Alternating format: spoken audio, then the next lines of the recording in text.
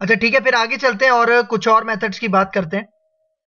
अब यहाँ पे देखो नेक्स्ट मेथड है हमारे पास ऐड ऑल। ठीक है भाई, देखो ये ऐड ऑल मेथड हम क्यों यूज करते हैं, जब हमें एक दूसरी कलेक्शन किसी दूसरी कलेक्शन के अंदर ऐड करनी है तो उसके लिए हम क्या करते हैं, ये ऐड ऑल का मेथड यूज करते हैं। तो मैं आता हूं अपने नेटबीन्स में। ठीक है, तो देखो मैं यहाँ पे आता हूं और ये जो मैंने जितने भी मेथड यहाँ पे अप्लाई किए हैं, ठीक है, मैं इसको कमेंट आउट कर देता हूँ। ठीक है, यहां से लेके यहाँ तक ये वाले जो कोड है इसको मैं कमेंट आउट करता हूँ। ठीक है, और यहाँ पे आते हैं जो फॉर ईच लूप है, ठीक है, इसको मैं यहाँ से कट करता हूँ।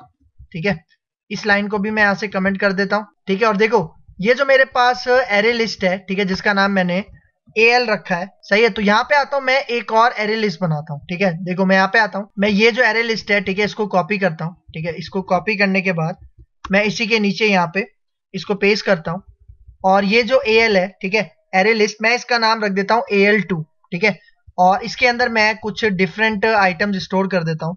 फॉर एग्जाम्पल मैं इसमें स्पोर्ट्स के नेम्स स्टोर कर देता हूँ। ठीक है, मैं इसमें कहता हूँ क्रिकेट। ठीक है, और उसके बाद मैं यहाँ पे कहता हूँ हॉकी। ठीक है, और तीसरा मैं यहाँ पे आइटम ऐड कर देता हूँ फुटबॉल। ठीक है, सही है। तो अब यहाँ पे देखो, अब ये मेरे पास AL2 एक एरे लिस्ट है और AL मेरे पास एक एरे लिस्ट है। अब मैं कह रहा हूं ये जो AL2 है ना मेरे पास, ठीक है, इसको मैं ऐड करवाना चाह रहा हूं AL के अंदर। ठीक है, तो देखो मैं यहाँ पे क्या करता हूँ, ठीक है, देखो मैं यहाँ पे आता हूँ, सही है, ये जो AL है, ठीक है, सही, यहाँ पे सबसे पहले मुझे करना है AL2.add और इसी तरह AL2.add और इसी तरह AL2.add। इसका मतलब ये जो पहली एरे लिस्ट है इसके अंदर 3 नेम्स स्टोर हैं और ये जो दूसरी एरे लिस्ट मैंने बनाई है इसके अंदर मैंने क्रिकेट, हॉकी और फुटबॉल डाल दिया। ठीक है, तो अब मैं क्या करता हूं यहाँ पे AL डॉट, ठीक है, और मेथड में यहाँ पे यूज करता हूं ये एड ऑल। ठीक है, और इसके अंदर देखो मैं क्या पास कर देता हूं AL2, मतलब AL2 की जो एरे लिस्ट है वो मैंने अपने इस AL के अंदर ऐड कर दी है। ठीक है, तो अब अगर मैं यहाँ पे आऊं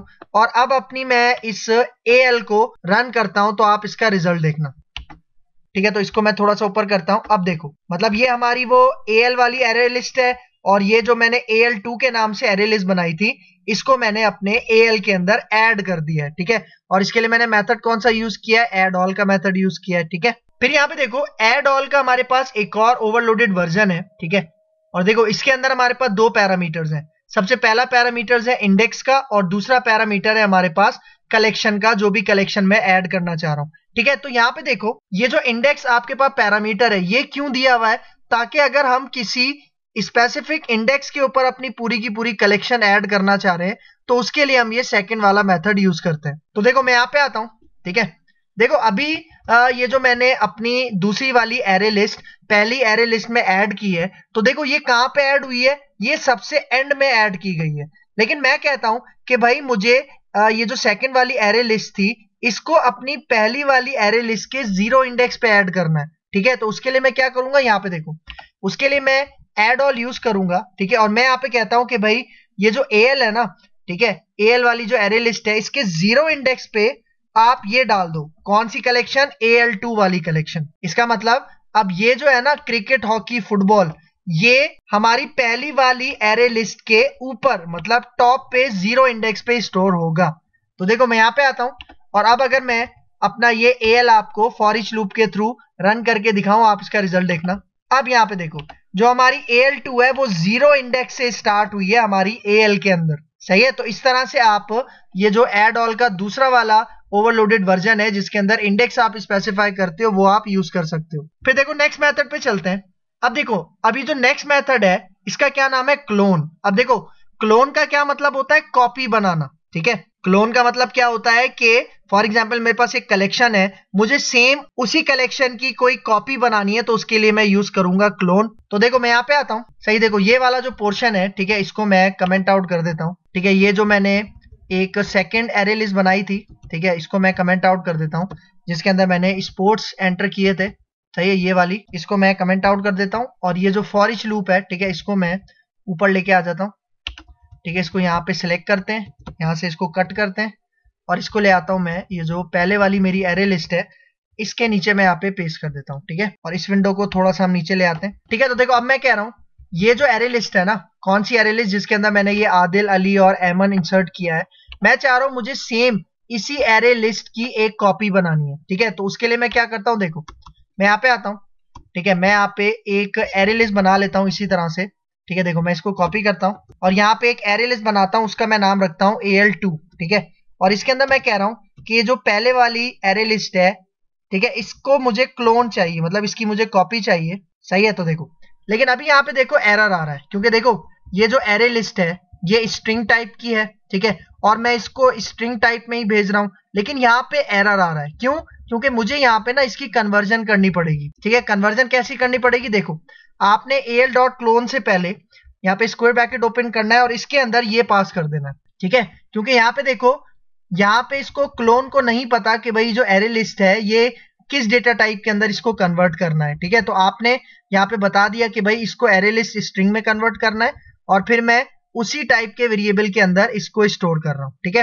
तो अब देखो, अब अगर मैं यहाँ पे आऊं और मैं फॉर ईच लूप के अंदर मैं ये जो AL2 है मैं इसको लूप थ्रू करवाता हूँ, मतलब AL2 वाला जो हमारे पास मैंने एक बिल्कुल नई क्लोन कॉपी बनाई है, ठीक है, उसके ऊपर मैं फॉर ईच लूप अप्लाई करता हूँ। तो देखो अगर मैं यहाँ पे आके रन करूं तो यहाँ पे देखो ये वही डेटा प्रिंट करवा रहा है जो कि कहाँ पे स्टोर था, हमारे AL वाले एरे लिस्ट के अंदर स्टोर था, ठीक है। तो यहाँ पे देखो उसी की मैंने एक क्लोन कॉपी AL2 में भेजी और अब मैं AL2 का डेटा इस फॉर ईच लूप के अंदर प्रिंट करवा रहा हूँ, ठीक है। फिर आगे चलते हैं। अब देखो, अब जो हमारे पास नेक्स्ट मेथड है उसका नाम है कंटेन्स, ठीक है। अब देखो कंटेन्स मतलब अगर आपको अपनी कलेक्शन के अंदर कोई आइटम चेक करना है कि भाई वो आइटम मेरी कलेक्शन के अंदर मौजूद है या नहीं है, तो उसके लिए आप ये वाला मेथड यूज करते हो कंटेन्स, ठीक है। मतलब अगर कोई एक एलिमेंट है हमारी कलेक्शन में, जिस तरह अगर मैं कह रहा हूं कि भाई मेरी कलेक्शन के अंदर चेक करो कि आदिल है, अगर आदिल है तो कंटेन्स ट्रू रिटर्न करेगा, लेकिन अगर आदिल नहीं है तो कंटेन्स क्या रिटर्न करेगा? फॉल्स रिटर्न करेगा, ठीक है। तो देखो मैं यहाँ पे आता हूँ, ठीक है, ये वाली जो मैंने क्लोन कॉपी बनाई थी इस एरे लिस्ट की, इसको मैं कमेंट आउट कर देता हूँ, ठीक है, इसको कमेंट करते हैं, ठीक है। और अब यहाँ पे देखो, ठीक है, ये वाला पोर्शन में फॉर ईच लूप वाला इसको फिलहाल कमेंट कर देता हूँ, ठीक है। अब देखो ये जो मेरे पास AL के नाम से एरे लिस्ट है, ठीक है, मैं इसके अंदर, ठीक है, देखो मैं एस आउट यूज करता हूँ, मतलब प्रिंट ln, और मैं यहाँ पे कहता हूँ AL डॉट और इसके साथ मेथड यूज करता हूँ कंटेन्स का, ठीक है। और इसके अंदर मैं फॉर एग्जाम्पल सर्च करवाता हूँ कि मुझे बताओ आदिल आदिल इस एरे लिस्ट के अंदर कंटेन करता है या नहीं करता, ठीक है। तो देखो अगर मैं यहाँ पे आके रन करूं तो आदिल मौजूद है, इसलिए हमें क्या रिटर्न करेगा? ट्रू रिटर्न करेगा, ठीक है। लेकिन अगर मैं ऐसा इसमें कोई वैल्यू डाल दूं, फॉर एग्जाम्पल अनस, तो यहाँ पे देखो अनस हमारी इस कलेक्शन के अंदर मौजूद नहीं है, तो अगर मैं यहाँ पे आके रन करूंगा तो रिजल्ट क्या मिलेगा? फॉल्स, ठीक है।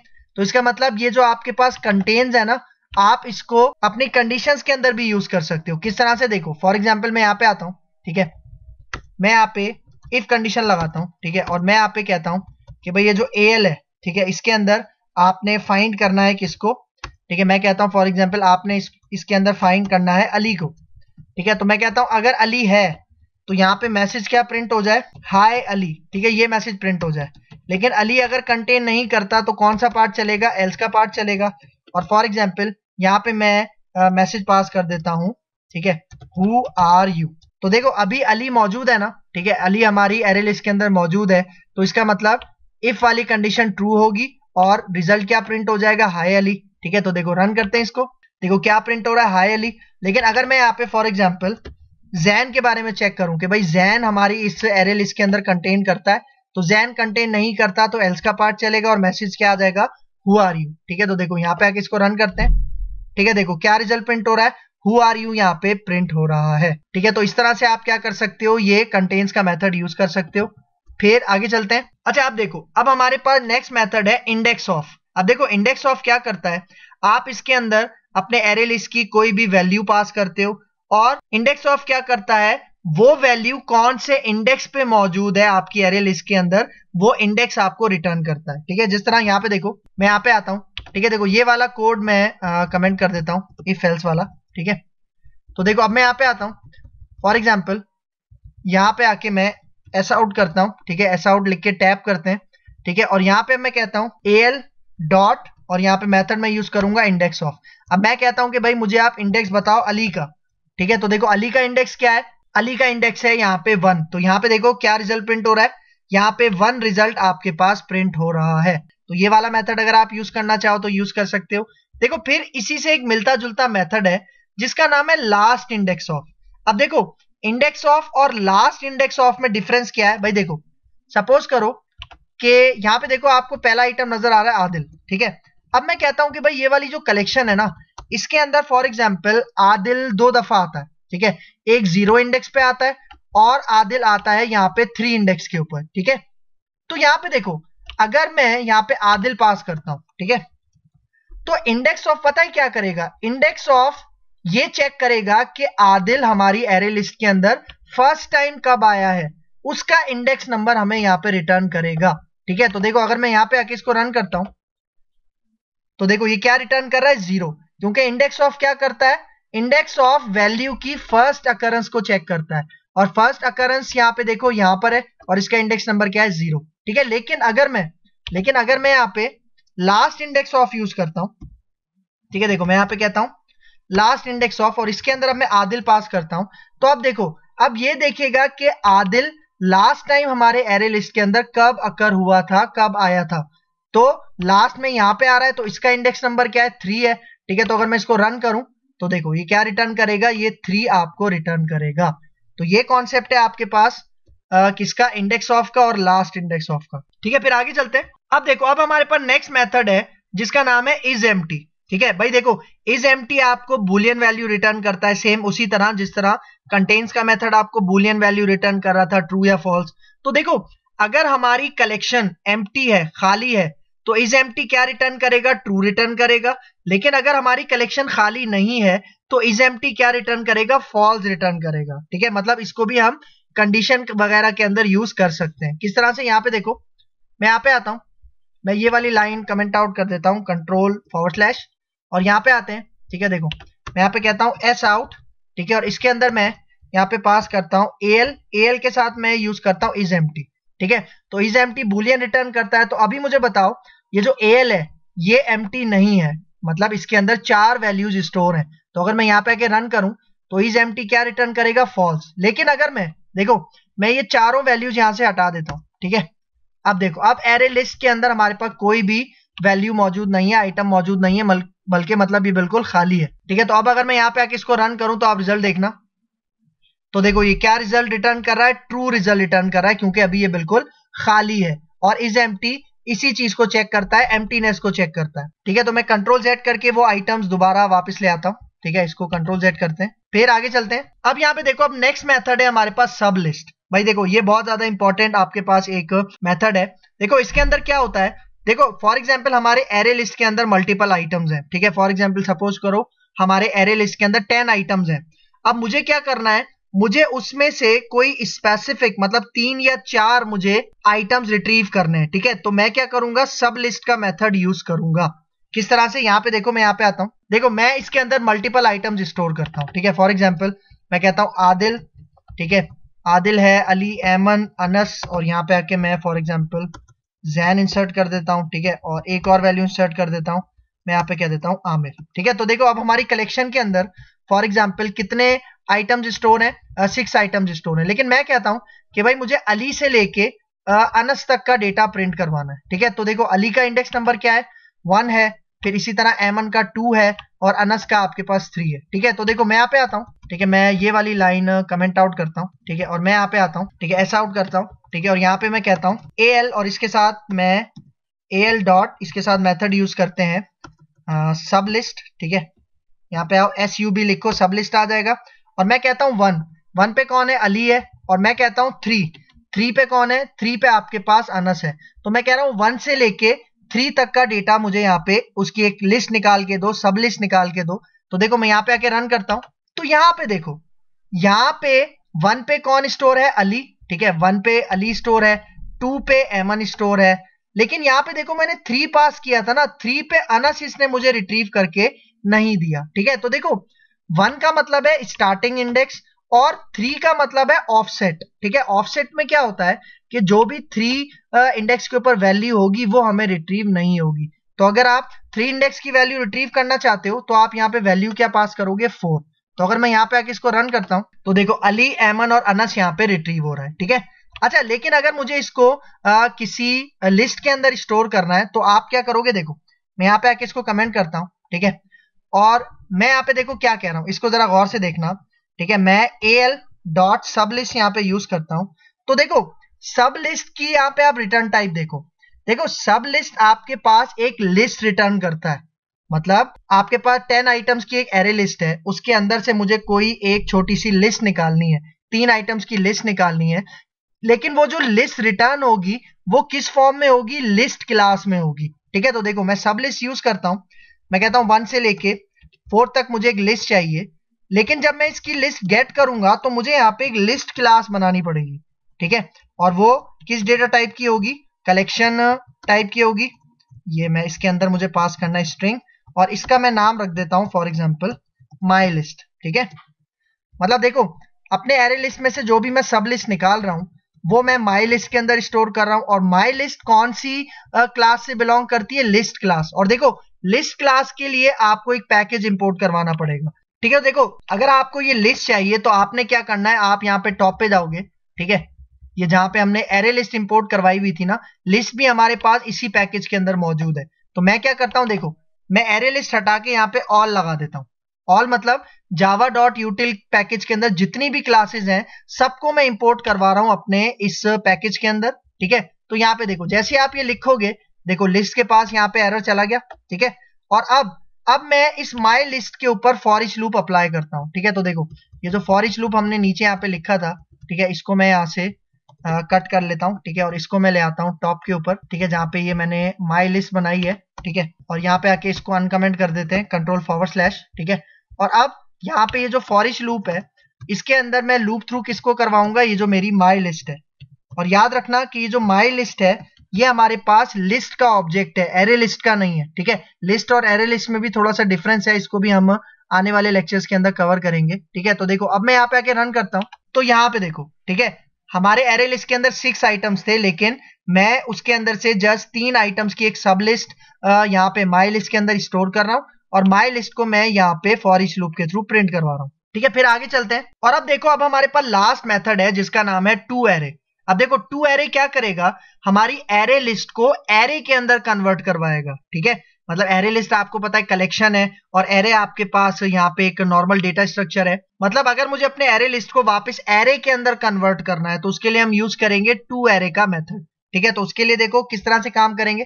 देखो मैं यहाँ पे आता हूँ, मैं ये वाला पोर्शन यहाँ से कमेंट आउट कर देता हूँ। ठीक है, इसको मैंने कमेंट कर दिया, और यहाँ पे देखो अब मैं एक स्ट्रिंग एरे बनाता हूँ। सही, एरे किस तरह से बनाते हैं, स्क्वायर ब्रैकेट आता है और इसका नाम मैं रख देता हूँ ARR। और यहाँ पे देखो ये जो हमारे पास एरे लिस्ट है तो मैं यहाँ पे AL के साथ यूज करता हूँ टू एरे।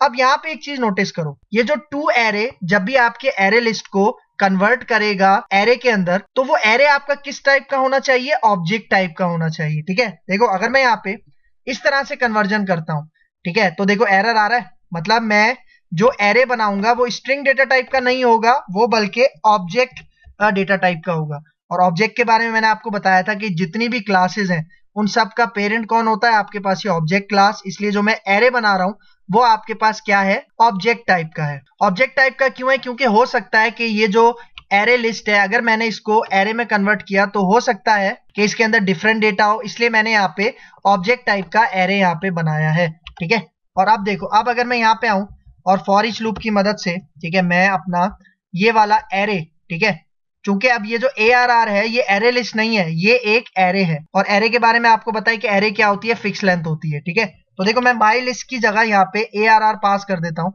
और यहाँ पे आके अब देखो यहाँ पे मुझे स्ट्रिंग हटा के क्या पास करना है, ऑब्जेक्ट पास करना है। तो अब अगर मैं यहाँ पे आके रन करूं तो देखो वो जो मेरी एरे लिस्ट थी वो कन्वर्ट हो गई थी एरे के अंदर, और देखो सारा डेटा यहाँ पे रिट्रीव हो रहा है। ठीक है, तो ये भी एक मेथड है टू एरे, अगर आप इसको यूज करना चाहो। ठीक है, फिर आगे चलते हैं, यहाँ पे हमारे ये जितने भी मेथड्स है जो कि यूजफुल मेथड्स हैं वो यहाँ पे कंप्लीट हो गए। फिर यहाँ पे देखो कुछ इंपॉर्टेंट फीचर्स की बात कर रहा है। ठीक है, देखो सबसे पहला point, array list inherits abstract list class and implements list interface. मतलब ये जो एरे लिस्ट क्लास है ना इसके दो पेरेंट हैं, एक तो है एब्स्ट्रैक्ट लिस्ट क्लास और दूसरा पेरेंट है लिस्ट इंटरफेस। ठीक है, फिर देखो second point, array list is initialized by the size. However, the size is increased automatically if the collection grows or shrinks if the objects are removed from the collection. भाई देखो इसका मतलब है array list को ना आप जब बनाते हो ना, जब इसका ऑब्जेक्ट बनाते हो तब आप इसका साइज भी, इनिशियल साइज भी स्पेसिफाई कर सकते हो। किस तरह से, यहाँ पे देखो। ठीक है, फॉर एग्जांपल देखो यहाँ पे मैं आता हूँ, ठीक है। देखो ये जो कंस्ट्रक्टर है आपके पास एरे लिस्ट का, इसके अंदर फॉर एग्जाम्पल मैं पास कर देता हूँ 7 आइटम्स, ठीक है। कितने आइटम मैंने पास कर दिए, मतलब एक तरह से मैंने यहाँ पे इसको लेंथ बता दी कि इस एरे लिस्ट के ऑब्जेक्ट के अंदर मैं कितने आइटम्स ऐड करता हूँ, 7 आइटम्स ऐड कर सकता हूँ। लेकिन जरूरी नहीं आप 7 आइटम्स ही ऐड करो, अगर आप 7 आइटम से ज्यादा ऐड करोगे तो ये एरे लिस्ट ऑटोमेटिक खुद को रीसाइज कर लेगा। क्योंकि देखो अभी मेरे पास यहाँ पे कितने आपको आइटम नजर आ रहे हैं, मेरे पास 6 आइटम्स यहाँ पे नजर आ रहे हैं। तो देखो अगर मैं यहाँ पे आके इस AL की साइज पता करूं, मैं यहाँ पे कहता हूं AL डॉट और इसके साथ साइज का मेथड मैं यहाँ पे कॉल करता हूं, और ये जो पोर्शन है, ठीक है, फॉर ईच लूप वाला, इसको मैं यहाँ से कमेंट आउट कर देता हूं।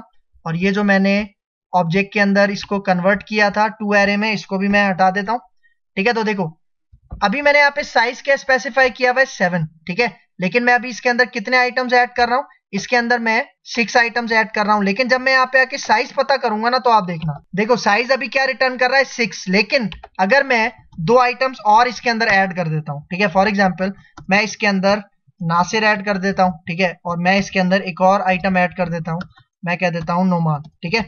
तो अब आप काउंट करो, अब ये टोटल आपके पास कितने हो गए हैं, अब ये टोटल आपके पास 8 हो गए हैं, 8 एलिमेंट्स। लेकिन मैंने यहाँ पे लेंथ क्या पास की थी 7। तो देखो अब अगर मैं यहाँ पे आके इसका साइज चेक करूं तो आप इसका रिजल्ट देखना। तो देखो साइज कितना दिखा रहा है, 8 दिखा रहा है। इसका मतलब है ये जो आपने यहाँ पे कैपेसिटी दी थी, साइज दिया था, ये फिक्स नहीं है, ये एरे की तरह फिक्स नहीं है, ठीक है। तो ये एक पॉइंट क्लियर होना चाहिए। तो देखो यहाँ पे यही पॉइंट बता रहा है कि एरे लिस्ट को आप साइज से इनिशियलाइज कर सकते हो, लेकिन आप जब भी साइज इंक्रीज करोगे तो ऑटोमेटिकली आपकी जो कलेक्शन है, एरे लिस्ट है, उसका साइज भी ग्रो भी हो सकता है। और अगर आप अपने एरे लिस्ट में से डेटा डिलीट करते हो तो उसका साइज श्रिंक भी हो सकता है, डिक्रीज भी हो सकता है। फिर देखो नेक्स्ट पॉइंट, अब यहाँ पे देखो क्या कह रहा है, Java array list allow us to randomly access the list. मतलब आप चाहो तो एरे लिस्ट के अंदर से कहीं से भी कोई भी डेटा आप एक्सेस कर सकते हो, ठीक है। और डेटा एक्सेस करने के लिए हमने एक सब लिस्ट का मेथड भी यूज किया था, जिसमें से हम कहीं भी उसकी एक सब लिस्ट निकाल रहे थे। और गेट मेथड भी हमने यूज किया था, जिसके अंदर आप इंडेक्स नंबर पास करते हो और कहीं से भी कोई भी डेटा आप एक्सेस कर सकते हो, रिटर्न करवा सकते हो। फिर यहाँ पे देखो next point, array list can not be use for primitive types, ठीक है, लाइक इंट, कैर, एक्सेट्रा, ठीक है। इसका मतलब यहाँ पे देखो यहाँ पे हमारे पास ये है ना, ठीक है, ये जो आपके पास स्ट्रिंग नजर आ रहा है, ये क्या है, ये एक रैपर क्लास है। लेकिन अगर मैं यहाँ पे प्रिमिटिव यूज करूं, देखो मैं इंट लगाता हूं, तो देखो यहाँ पे स्ट्रेट अवे एरर आ रहा है, ठीक है, क्योंकि ये काम आप यहाँ पे नहीं कर सकते। आपको अगर देनी है तो आप यहाँ पे उसको इंटीजर, जो कि रैपर क्लास है, वो आप दे सकते हो। देख रहे हो, इस केस में कोई एरर नहीं है। नीचे एरर इसलिए आ रहे हैं क्योंकि मैंने यहाँ पे एरे लिस्ट इंटीजर टाइप की बनाई है और यहाँ पे मैं स्ट्रिंग पास कर रहा हूँ, ठीक है। अगर मैं यहाँ पे नंबर्स पास कर दूंगा, ठीक है, ये देखो अगर मैं नंबर्स पास कर दूंगा तो यहाँ पे कोई भी मसला नहीं होगा, ठीक है। देखो चला गया एरर।